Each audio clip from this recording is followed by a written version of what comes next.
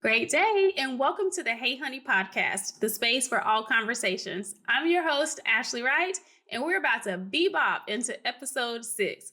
Today, y'all, we're discussing all things journaling. Let's get into it.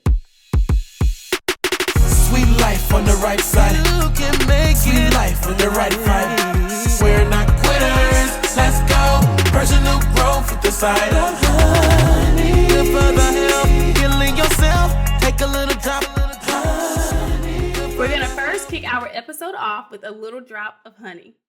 A little drop of honey is basically an encouraging message or a nugget for you to carry around with you. Pull it out of your pocket, share it with a friend, so on and so forth.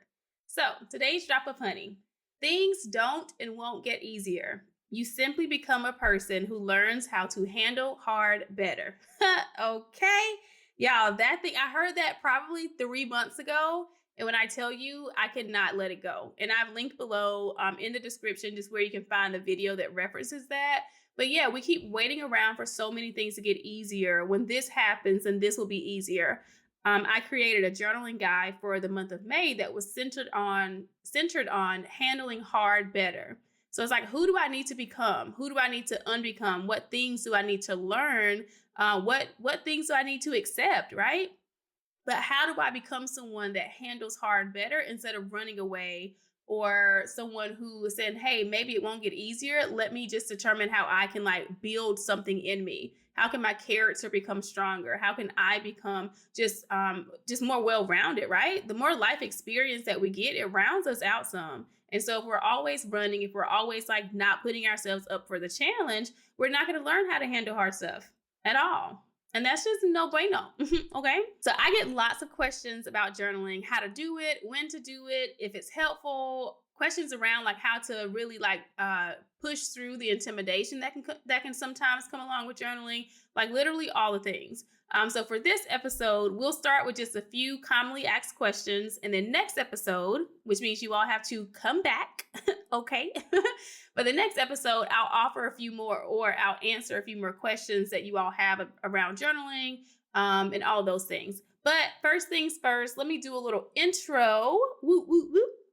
So I'm Ashley, and I am known as the journaling coach. Y'all, honestly, I'm on a mission to help you heal and mend through the art of journaling. It's really that simple, and it's not at the same time. I have a lot of clients who come to me and say, Ashley, you present this like it's just this lighthearted, oh, I'm going to journal.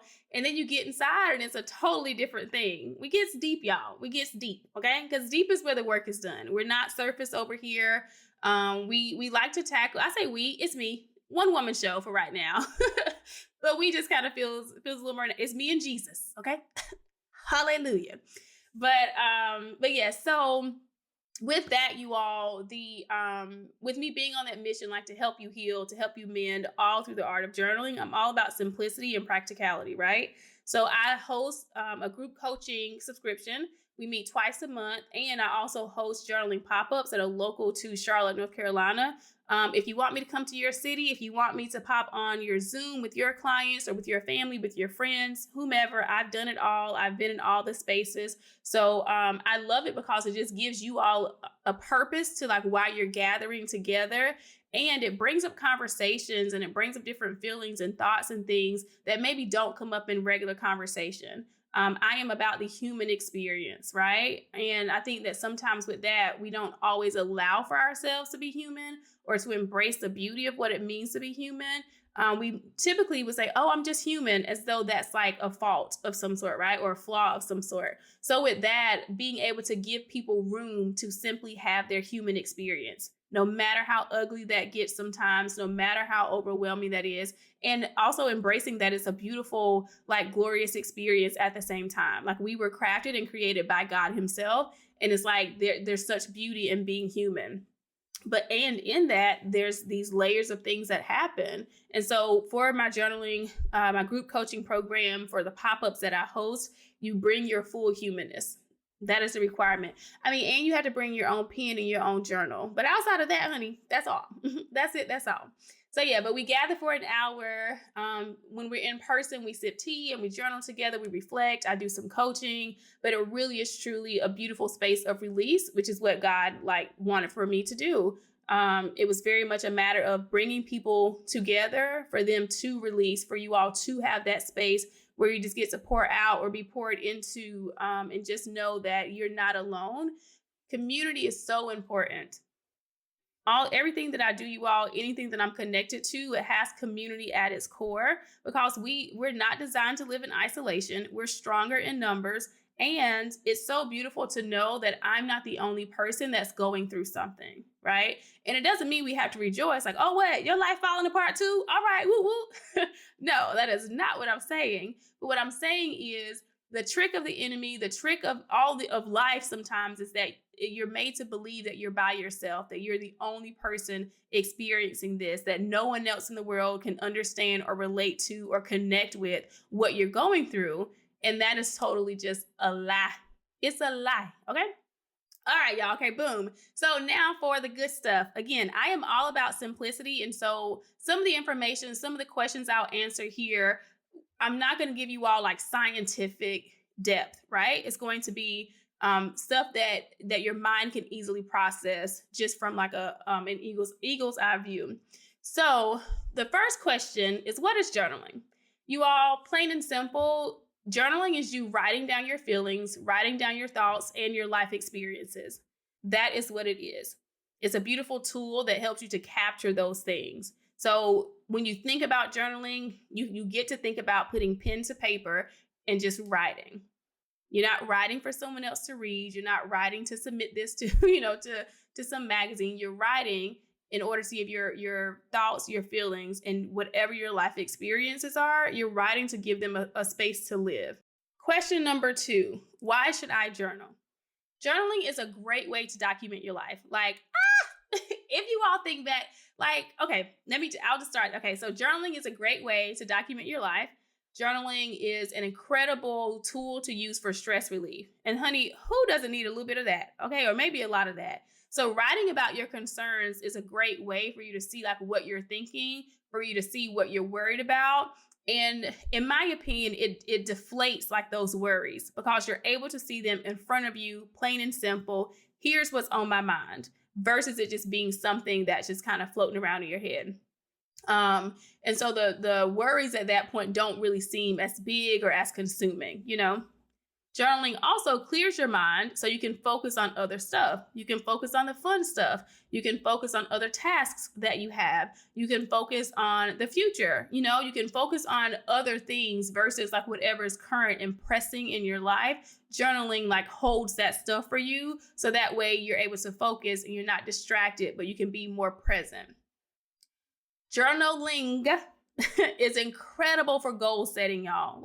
And I may dive into that more in the next episode. Maybe this one, we'll kind of see where we land, but it's incredible for goal setting. Being able, again, to write down your ambitions, write down your goals, set deadlines, write down the micro steps that are needed to accomplish that goal. So journaling, again, it holds that space for all of these things that exist in your brain, and it makes it more concrete because it's there in front of you in black and white, written down, something that's solid. Journaling gives your thoughts somewhere to go and somewhere to grow. And what I mean by that is, have you ever had like an amazing idea? And it could have been 5 o'clock in the morning when you had it. It could have been 2 in the afternoon. You could have been in the shower. You could have been taking care of some business on the toilet, whatever you were doing. And this idea comes to mind. You're like, oh my gosh, that's so amazing. It's so amazing. I'll never forget it. And honey, okay, need I say more? 20 seconds later, okay, something else has caught your attention, or you didn't jot it down, you didn't record a voice note, and it's like, oh my gosh, what was the idea? It's gone. So for me, journaling, I have journals of all kinds, and we'll talk about that soon too, but journaling, like your thoughts need somewhere to go. And so if you're able to say, hey, here's this creative idea, or here's just this idea, right? You may not even label it as being creative off the bat, but here's this idea. Journaling helps you continue to flesh it out, to ask yourself questions, to answer those questions. And that's where the growth part comes in. So now that your thoughts have somewhere to go, they can then grow. Depending on the thought, honey, because some thoughts, we don't need to keep growing. Amen. Give me a little amen, honey. Amen. But yeah, so we don't need for every thought to grow. But when it comes to us being creative beings, right? We're all creative. No matter what it is you do in life, career, passion, like all those things, there's creativity involved in everything that you're doing. So let your mind, for one, embrace that. But yeah, it helps you have those ideas. It helps you give a space or a home to those ideas where you can still nurture them and feed them in order for your creativity to expand and to grow. Our next question, when to journal? Is there a best time? Should I journal in the morning? Do I need to journal at night? Can I journal when I'm happy? Do I only need to journal like when I'm frustrated or angry or confused? Honey, your life is your life, okay? I personally love journaling any time of the day. It could be the middle of the day, and if there's something that's on my mind where I feel like, oh my gosh, like I just have to get this out, I'll take a 10-minute break, y'all, and I'll just journal. And that could just be jotting stuff down. So one thing I love offering to people is that your journaling sessions don't have to be 30, 45 minutes, right? If you have that time and you want to carve out that time, awesome. I personally offer my clients like 10 minutes to write, sometimes 15. I've even gone as low as 7 minutes, because you'd be amazed at just what that independent time right there with your pages, what that allows for your brain to do and what it comes up with. But at minimum, even though I've gone to 7 minutes, at minimum, I say start at, if there's a 10-minute pocket, just allow for that to be the length of time that you write. But again, 5 minutes, 7 minutes, 10, 15, if people want to write up for an hour, whatever makes sense for your life, okay? Now, as it relates to like morning or evening or afternoon, again, it's going to be a matter of what makes sense for your life. If you are, I will say if you're someone who maybe struggles to fall asleep at night, journaling at night is very helpful because it allows for your brain to fully settle. You've gotten all the stuff from the day, all the stuff from the week or whatever is now on those pages, and your mind kind of just starts to like slow down and you're able to sleep a lot better throughout the evening. If you're an early person and you have like your established routine and you're like, hey, I'm up at 5 o'clock, I'm up at 6. Honey, some people are up at 4:30. God bless you. I'm not her. But yeah, if you want to get up and you're like, okay, and again, y'all, this is if you're already there. Don't try to, you can. I'm not here to tell you what to do. I'm only here to offer some support. But if you are a person who naturally wants to get up or you do get up at like 5, 6 o'clock in the morning, awesome. If you're that person who says, hey, I love a slower start to my day, and maybe you're getting up around like 9 o'clock, 10 o'clock, then that's the perfect time for you to journal. Journaling in the morning for me is not as reflective. It's more so me prepping for the day. So I may write out prayers in the morning when I'm journaling. I may decide like what type of day I may decide to write about what type of day I desire to have or what I want to accomplish for that day. So I don't do a lot of reflection in the morning unless that's just unless I went to sleep with something on my mind and woke up with something on my mind. So typically I may be a midday or evening type of person when it comes to journaling. So you get to decide, hey, based on my life right now, based on what I've got going on, what makes sense for me. You can journal on your what's it called? On your lunch break. You can journal in between if you have clients or people that you see, if you're a teacher, whatever it is, allowing for yourself to say, hey, where can I find 5 to 10 minutes for me just like to sit and write? Now, when it comes to like the type of journaling, and I'll get more into this in the next episode, like I said, sometimes for me, it's just jotting those things down really quickly versus it being like a stream of consciousness, which is more so I'm going to sit and I'm just going to write and let whatever comes to mind, whatever my subconscious offers me, I'll scribble down. So it is a matter of just jotting those things down whenever and however you can. So all of that to say, what I'll emphasize is it depends on your schedule. I know that's not as concrete as some people would like, but try it out. Exploration leads to discovery. You all will hear me say that time and time again on this podcast episodes on this podcast. Exploration leads to discovery.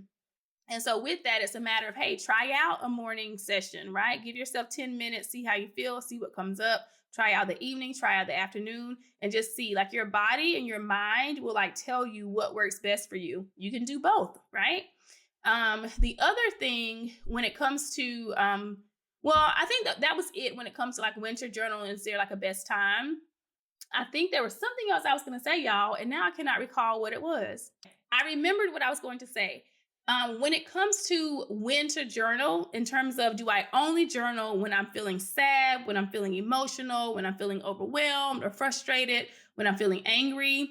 Or is there a space and room for me to write when I want to rejoice, when I have joy, when I'm excited, when something fun is happening? Yes, yes, and more yes.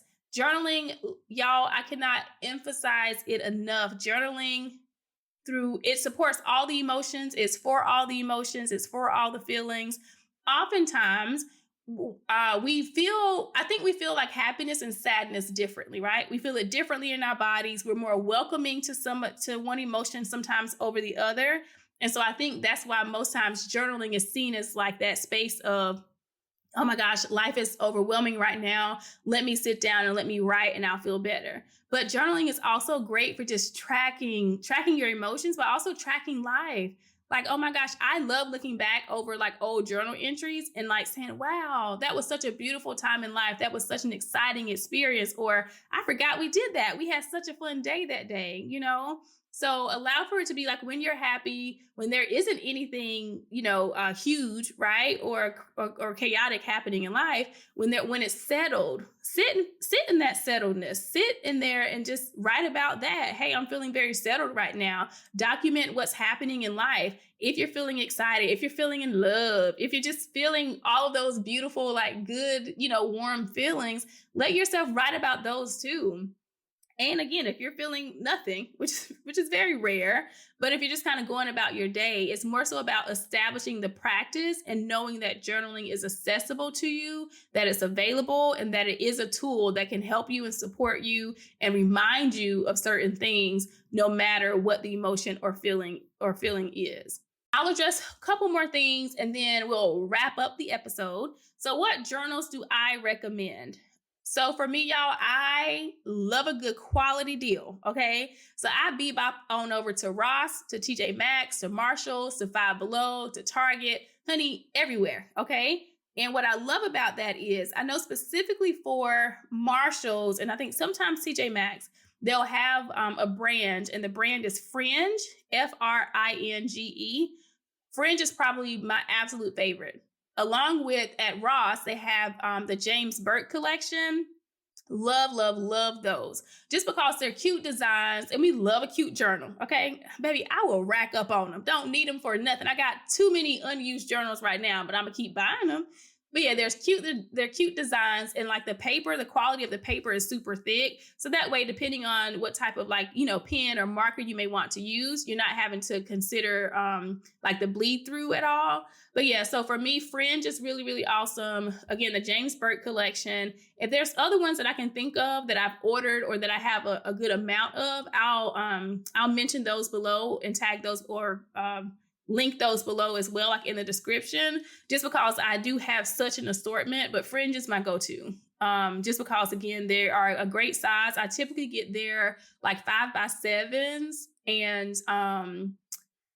there's some larger ones that I've gotten too. But yeah, so journals, y'all, could be a regular composition book. It can be a notebook. It can be anything. It does not, I repeat, it does not have to be super cute and for this one particular thing and all of that. I've just found that we trick ourselves like, oh my gosh, it's so cute, I'm totally gonna write in it. It's not about the fact that you don't desire to write. You want to journal. Like, I can say that with such conviction because I do believe it. I genuinely believe that you want to sit down and make that time. And that's what this is what I know I love about being the journaling coach, is because I've learned that when people have calendar time with me, when it's on your calendar, you have this appointment that said, you're attending the group call or you booked a one-on-one, you're sitting there and it's like, hey, this notification pops up and you choose to come and be in that space. And it's like, that's you prioritizing yourself and you get it done, right? So it's just like co-working sessions and things like that. Sometimes it is a matter of having someone else like join you in that. But yeah, y'all. So those are like the journals I'd recommend. Again, I'll link any other ones below if I think about all the things. So final thing, you all, what can journaling help me with?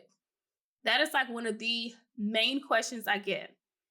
And my response is every area of your life is supported by journaling. Nothing is untouched. So whether that's your fitness journey, your physical health, your financial health, tracking your food, your water, your sleep, because baby, we're all trying to track that, trying to get enough of it, try not to have too much of it, all the things, right? Journaling is great for relationships. That can be romantic, platonic, toxic relationships, honey, professional relationships, all of your relationships, journaling support with that. And two, speaking of relationships, y'all, I'll give y'all just like a quick snippet of how Strokes of Freedom came to be, which is again the name of my journaling company. Did I tell y'all that? So that's the name of my journaling business. It's called Strokes of Freedom. And it's titled that because that's what the Lord gave me. And it's really about encouraging you, reminding you, helping you to see that you get to write your way to your own freedom. It's not about Ashley telling you that you're free. It's not about your pastor. It's not about your parents. It's not about your boo thing. It's not about your mentor telling you now you're free. Like you get to come to that revelation in it, like within yourself, right? And so for me, I'd gone through a breakup, my very first breakup at like 27. I know, y'all, oh my gosh, I did not know what I was doing. In my brain, I was like, oh my gosh, I'm getting this whole entire thing wrong. I don't know how to be a girlfriend. This is causing me like so much angst. And there's a whole nother story behind that. But anyway, I'd gone through the breakup and I really was just like unraveling, like to a certain extent. And I know that can sound very dramatic, but it was my first breakup. And I'm sure you all, like, people have been there where it just feels like everything's falling apart. You can't concentrate. You can't focus. Your appetite is cut. Like, it's just all these different things. I knew in part that was due to me like losing so much of myself, like in the relationship, in the desire because I had the desire for this person to like want me, for this person to like desire me. And it started off wrong. It was just wrong from the beginning to the end. But anyway, so after that, I remember just like so much cleansing through tears happening. And I cried and cried and cried all the time, crying in the shower, crying in the car. And I just turned back to journaling. And at that point, again, I mean, I've been journaling now for over 25 years. But at that point, I was like, this needs to be something I'm like super consistent with. And so it just helped me, you all, to not like unravel. It helped me to keep my mind intact because I really sincerely felt like, oh my gosh, like I'm going to lose it, right? And it wasn't about the relationship. It was about so many other things within me. So the relationship was just a part of, that was just a part of the process. So in that, I was journaling one night, and some of y'all have maybe heard this story, but I was journaling one night. I was on my floor. It's like 11 o'clock at night, and I'm just like crying out to God. I'm like, Lord, this cannot be it. This space cannot just be about me crying every day and, just stressed. This just cannot be reality, right? And then that moment, I heard God tell me like to give this back to other people. He was like, the same way that journaling has helped you to heal and to mend, give this back to people. And baby, I got to work. Okay. So I contacted some people. I held a couple of workshops. And from there, like that's Strokes of Freedom was birthed from one of the most like broken, unraveled like spaces in life. And I'm so grateful, of course, for the experience, but I'm more grateful to God for him using that to show me more of that. Hey, what you already do and who you already are is exactly like a part of your purpose. Like you're here to help people mend, to help people see that there's like another side to whatever they're going through right now, and to help people know that like healing is possible. It's not something that we have to delay, y'all. Healing is like right here in front of you, and it takes work. It takes work, but y'all, when I tell you like the healing journey can also be so fun. And I think that's what I bring into this space, right? Because we talk about heavy stuff. And I know I have a sweet and light, voice and all of that. But I make it very fun because it's a matter of there's always going to be like the great and the not so great. And it's just a matter of what are we choosing to focus on. So while we're repairing the not so great, while we're finding out how to accept and live with and overcome the not so great, we cannot, and I make sure you don't, lose sight of all the beautiful things that are happening in life, in you, right? And so all that to say, because baby, I'll chat away. That's how Strokes of Freedom was birthed. It was birthed from just a very broken place for me, a place that felt very isolating. And so from there, I started interviewing different women who would share their breakup stories. So they would just kind of talk about, what their forgiveness journey looked like. What are some crazy or random things they did, following the breakup. And yeah, how did they know when they were healed? Like, who was supportive in that? What music did they listen to? And I did that, y'all, because it it inspired such hope.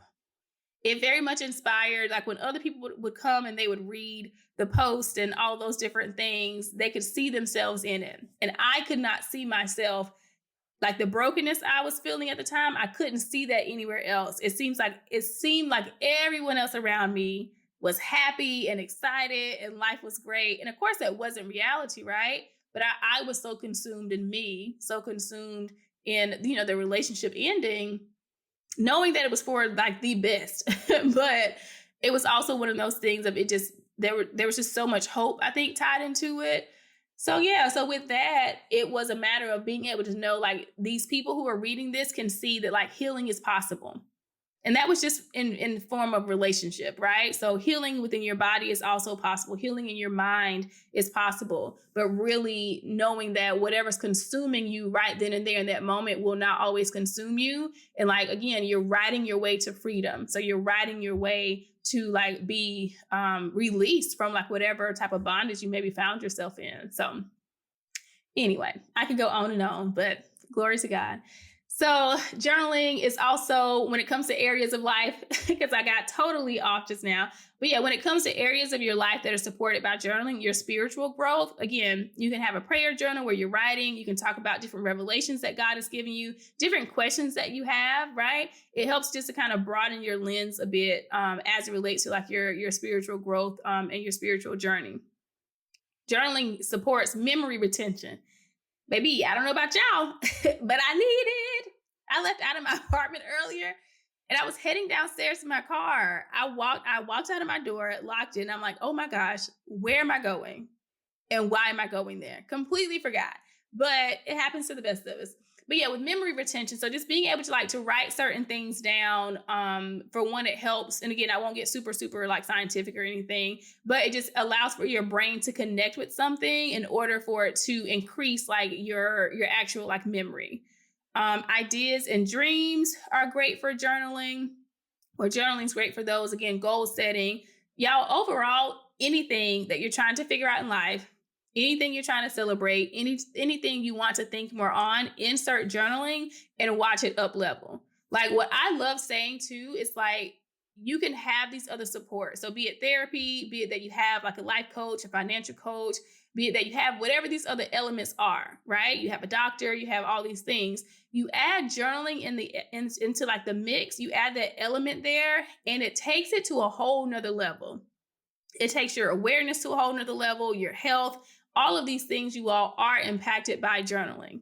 And sometimes it's just a matter of letting yourself sit and do. And what I'll address in the next episode is how to like kickstart your journaling practice. So be sure to tune into that episode as well. So that way you all can get these pages, not even filled up, but just get into the practice of like allowing for yourself to have that space of release. So whether that's with me, which I prefer because again, I'm the journaling coach, okay?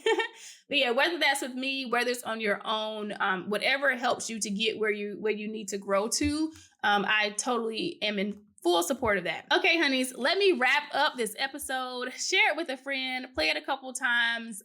You can book a journaling session to really see the impact of journaling. Either way, I wish you all well. I hope today's episode brought you some good news and one step closer to freedom. Peace out. Sweet life on the right side. Sweet life with the right vibe. Share your feelings. Be all that you can be. Find love, hope, destiny. Take a little drop of honey and you'll see. Share not winners. Let's go. Personal growth inside. So sweet and it's good for the healthy. If it's on this podcast, then take a little drop. Celebrate a safe place, be free. Get on this podcast and take a little drop. Be the tempo, fast, whiplash, non-stop. Rocking this podcast and take a little drop. We're no quitters. Let's go. From the right side, growth from the right